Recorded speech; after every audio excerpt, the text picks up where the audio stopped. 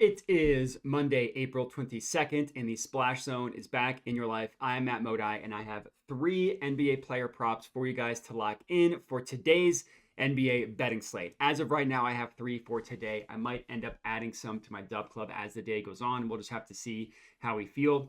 But before I can give you today's bangers, I just want to do a recap about how the entire weekend went, because I did not do a recap from Friday's picks on.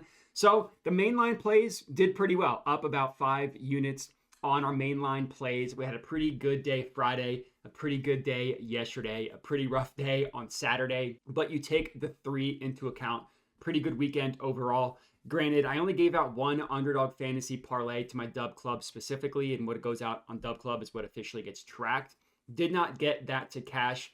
Also did not cash any of our ladder plays as well.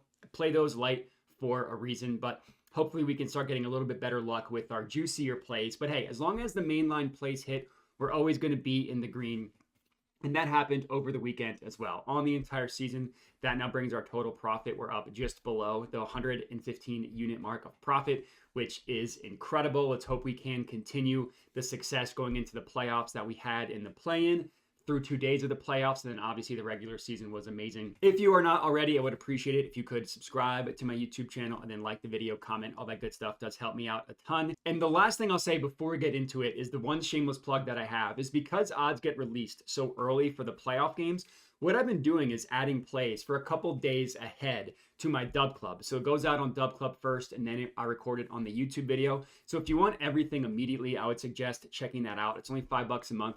It is the same plays that you get on YouTube and Twitter, but it is just $5 a month to get everything sent directly to your phone, so you don't have to wait for the odds to change and everything like that.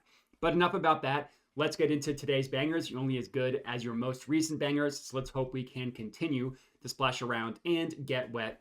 The first play is in the 76ers versus Knicks game, and I'm taking Mitchell Robinson over 12.5 points plus rebounds, minus 122 odds at DraftKings. A lot of my plays when I am betting the NBA playoffs, I like to basically bet the opposite of what happened in the previous games, thinking you can find some value there. That is absolutely not what I'm doing with this Mitchell Robinson price. I actually just don't think that the books are accurately pricing Mitchell Robinson based on his projected minutes that I think is going to increase because of how well he played guarding Joel Embiid on the defensive end, and his work on the offensive end, specifically on the offensive glass, was really valuable as well. So, he was hurt this year. He had a really serious ankle injury, so they slowly ramped him back up at the end of the regular season. He played 30 minutes in game one. And not only did he play 30 minutes, he was phenomenal in all 30 of those minutes. He had 20 combined points plus rebounds. He had 8 points with 12 rebounds. So again, we are not fading recent results with this one. Instead, I just think that the books are continuing to misprice Mitchell Robinson based on him playing limited minutes, which I don't think is going to continue to happen in this game and for the rest of the series, obviously assuming health. But he looks way healthier than Joel Embiid if you want to compare the two that missed a bunch of time coming back from injury. As I mentioned, in game one, he played 30 minutes.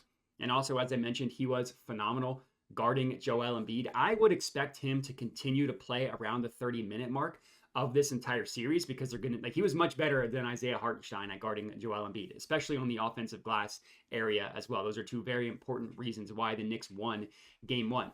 But even if you tell me, hey, Matt, there's no way he's playing 30 minutes consistently, fine. Even if he gets to the 20-minute mark, which, I would be shocked if he only plays 20 minutes. I'm expecting him literally 10 minutes above that. But if you even want to be as safe as possible and say, let's put our baseline at 20 minutes. He's gone over this 12.5 points plus rebounds number in 16 of 22 games this year in which he's played 20 or more minutes. And if you go back to last year, he's catched this in 59 of 80 games in which he's played 20 minutes. That's a 75, just below 75% hit rate, both if you include only this year and also if you go back to last year. So it's pretty consistently a 75% hit rate. And that's still only with 20 minutes. If you up that to 22, 25, 30, the win percentage just goes even higher. So I love this play for Mitchell Robinson. I think it's a phenomenal play betting on him to continue to play higher minutes and play well in those minutes because of his defense on Embiid. That's our first play. Next up, in the 76ers versus Knicks game, we're sticking here 2 plays. Jalen Brunson over 30.5 points, minus 120 odds at DraftKings. With this one, we are absolutely going back to my roots, and we are absolutely fading recent results with this play. And I like, as I mentioned, that's going to be a theme. You're going to sense a theme with the majority of my NBA playoff bets is I try to find value, basically saying, all right, what happened last game that is not what I expect to continue game over game? I'm not going to say that it's 100% of my plays or that it has a 100% success hit rate. Of course not. Nothing has a 100% success rate, but it is something that I have found a lot of success doing. Last year's NBA playoffs, I had a really, really good stretch of games doing this exact strategy. And that system fits perfectly with this Jalen Brunson play. He only scored 22 points in game one. Now, the Knicks won, but he only scored 22 points. And more importantly, he only shot 6 of 26 from the field, going 1 of 6 from three-point range as well. I love those shot attempts, and that's something that I expect to continue as the series goes on. I think he's going to continue to shoot 25, 26, up to 30 times.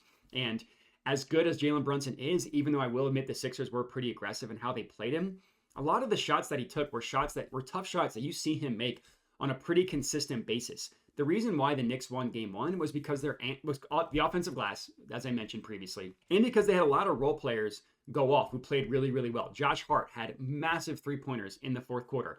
Bojan Bogdanovic was massive in the second quarter. Deuce McBride was awesome the entire game, and then you had the offensive rebounding perspective as well. What didn't happen was Jalen Brunson going off. Now, I'm not necessarily saying the Sixers are going to play him any differently or that they're going to be easier on Jalen Brunson to stop those role players. But even if you play out the exact way that they played him in game one, the 26 shot attempts, like he's not going to go 6 of 26 from the field on a very consistent basis, right? Again, a lot of those shots, even though they were tough shots, were shots that a player as good as Jalen Brunson is capable of hitting. So I love fading recent results here, getting Jalen Brunson to go over 30.5 points. That's our second play. Next up, our third and final pick. I do have an underdog entry as well, I should say, but our third and final player prop, I'm going with D'Angelo Russell over 2.5 made three-pointers, -120 odds at DraftKings. Obviously, this is in the Lakers versus Nuggets game. And this is another situation where we are absolutely fading recent results, this time with D'Angelo Russell threes. He shot horribly in game one. He went 1 of 9 from deep. He did not play well. He admittedly didn't play well in the playoffs for the Lakers last year, but he had such an important role on the Lakers this year. If you look at when the Lakers season turned around, like they won the play-in, and then they had a really, really bad stretch after the play-in. Their season turned around the second half of the season when D'Angelo Russell started playing a higher usage rate role on offense. They started running more offense through him, and he was phenomenal basically this entire season. We all know that D'Angelo Russell is not shy to chuck when he is on the floor. When he has an open shot, he will take it. And I don't think that they're going to limit his minutes just because he had a bad game one. If the Lakers are going to win this series, they're going to need D'Angelo Russell to play well, and they're going to need him to play the way he played to end the regular season. And I think he has it in him. Even with how bad he shot, he still played over 40 minutes. And because of, again, how important I think he is to this team and to their success offensively, I think he's going to continue to play heavy minutes in this series, probably get the 40-plus mark, assuming these games are relatively close.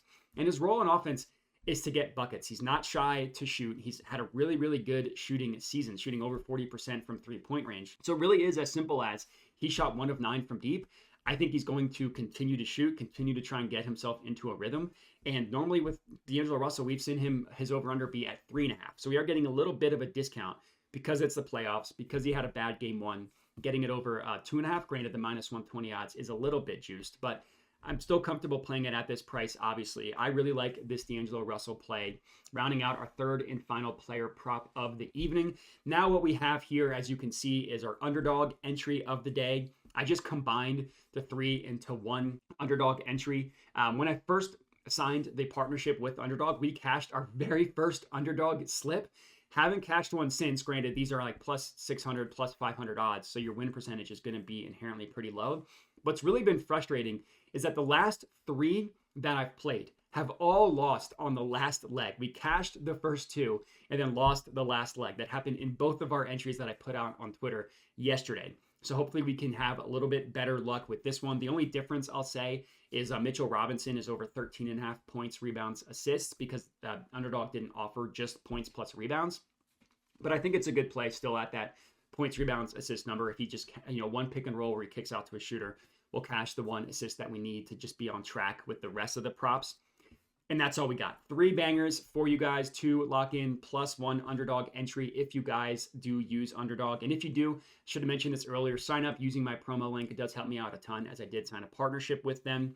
But that is all we got. Remember to check out the Dub Club if you want all my plays texted to you for $5 a month.